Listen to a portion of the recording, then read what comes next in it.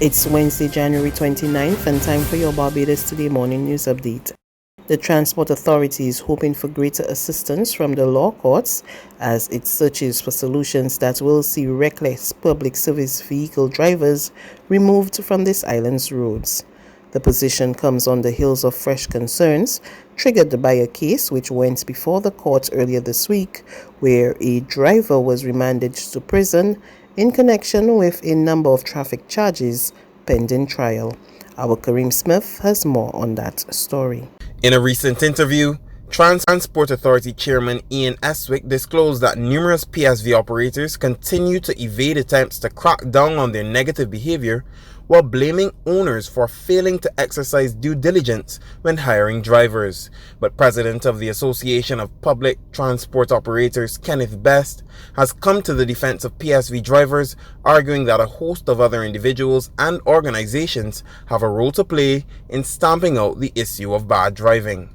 The two were responding to questions from Barbados Today, hours after minibus driver Dacian Griffith, who has over 90 convictions, was placed on remand charged with nearly knocking a pedestrian off of the road while overtaking a vehicle on the wrong side of the road. According to Eswick, some PSV workers continue to operate with over 160 traffic convictions in at least a few cases. In response, he revealed that the Transport Authority has been suspending the permits of offending drivers, but current legislation does not allow the regulatory body to pursue drivers directly. Meanwhile, APTO President Kenneth Best, when asked to lend his voice to the discussion, acknowledged that owners have a major role to play in stamping out deviance throughout the transport sector. He also called for more cooperation from insurance companies and the police. Kareem Smith for Barbados Today. In other news, a decision could soon be made on the first phase of the building of islands off Barbados' shores. Word of this from Minister of Maritime Affairs and the Blue Economy, Kirk Humphrey, who also gave the assurance that residents will have a say in the planned development. He made the comments during yesterday's parliamentary debate on a resolution for the acquisition of land in Harrismith, St. Philip. It was mentioned about the building out at sea, sir. We are about to do that. I'm actually, sir, expecting to have in my hands the report on Phase 1B of the islands by the end of March, and to have a conversation with Barbados about what that would look like. But it is important for us to make the point, sir, that the government does not intend to carry any debt for this, that we're working with persons, sir, who would build out the islands, sir, so that the debt becomes that person, sir, but the islands, sir. And any beach, it must be made clear, sir, that any beach associated with the islands remains the property of Barbadians. They're not private beaches in the plan, period. Period. So even as we talk about building out, sir, this is important. Humphrey also reiterated plans to introduce tougher laws to govern jet ski operators and other beach operators. People now have come to the understanding, or the misunderstanding, that they own to the high water mark, and the high water mark means everything. And that therefore you cannot now run on the beach. You can hardly pass. It has to stop. Mr. Speaker, sir, it has to stop. And that the NCC has regulations, sir, where people have to apply and get permission, whether you think you own the space or not. People can't even access the beach. People can't get into the water. It does not make sense, sir. There's a whole set of regulation that has to come to that whole areas, including the jet ski men, the small craft operators who carry out your children, sir, on party boats and don't have any kind of training at all. You could be a captain of a party boat and never train.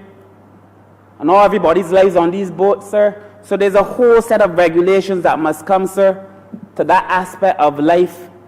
The Employment Rights Tribunal rules that a former temporary field officer of the state-owned Rural Development Commission was unfairly dismissed some 7 years ago.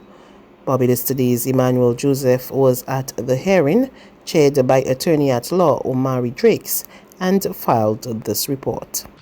In a summary of the judgment, Drakes told the former temporary field officer Leor Graham, who was accompanied by his attorney Gregory Nichols, that the RDC's failure to renew his contract was unfair. Graham was terminated by a letter dated May the 30th, 2013, advising that his contract could not be renewed after June the 30th. He was given a layoff termination certificate saying his contract had come to an end. The state enterprise later claimed that Graham was sent home because another field officer who was acting in a senior position had come back in the position in which he was acting. However, supervisor of that department, Lloyd Ben, disputed the RDC's contentions during testimony before the tribunal. The tribunal chair also said no evidence was found that the claimant was told he was acting for anybody and referred to the testimony of an RDC officer who stated that Graham should not have been acting for anyone in any case. The tribunal chair also declared that in the overall circumstances, there was no factual basis on which the tribunal could find that the respondent complied with Section 39(4) of the Employment Rights Act, and he concluded that the tribunal must therefore find that failure of the Rural Development Commission to renew the former employee's contract was unfair.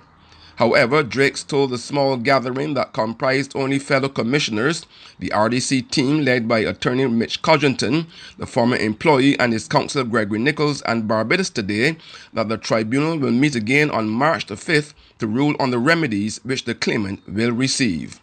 Emmanuel Joseph for Barbados Today. There's regional and international news after this short break.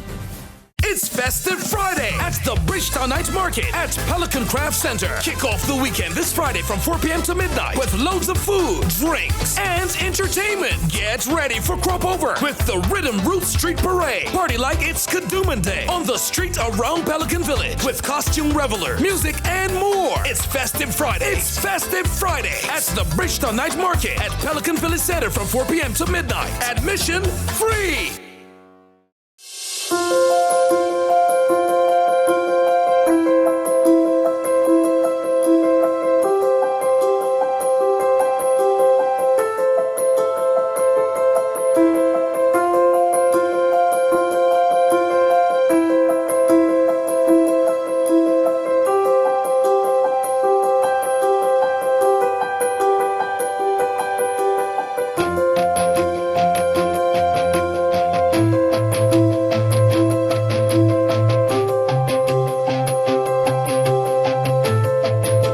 Barbados Today, news you can trust. Regional news now.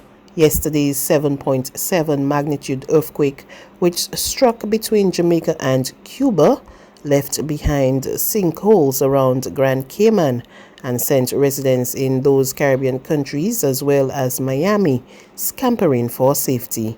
More in this NBC News report. In the middle of the Caribbean, exit the house! A powerful earthquake rattled the region.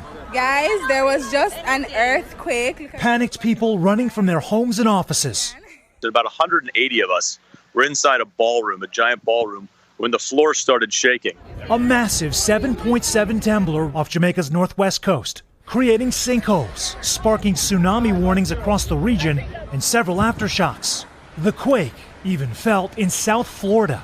You can see like a subtle sway of the other buildings just kind of like doing this. In Miami, buildings were evacuated en masse. Firefighters right now here in downtown Miami in Brickell, just coming out of the building as we speak. There were at one point so many hundreds of people on the street here, Brickell Avenue, that no one could move. Back in Jamaica.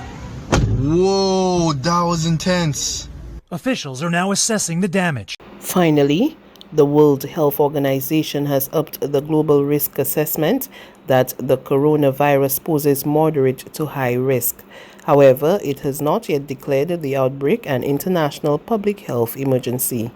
The latest number of confirmed cases is 4,428 from within China, with 106 deaths and 45 confirmed cases outside China in 13 countries. What we've learned so far, what the scientists or the medical staff also on the ground learned, that the incubation period you're referring to is can be anything between 1 and 14 days. That's what the experience so far shows. And yes, that means people can transmit the virus within this time. Definitely is an emergency. It's an emergency in China. But I would beg to differ on the definition of what you just put out as in wildly spreading. So far, it's going back with travelers to foreign countries, whether it's the home country of somebody or a traveler as such. It's not wildly spreading outside of China. But again, we have to be prepared for in case it would. That's news, but for the very latest, visit our website at www.barbadostoday.bb. You can also subscribe to our e-paper, email updates, or like us on Facebook, and sign up for our breaking news alerts via WhatsApp.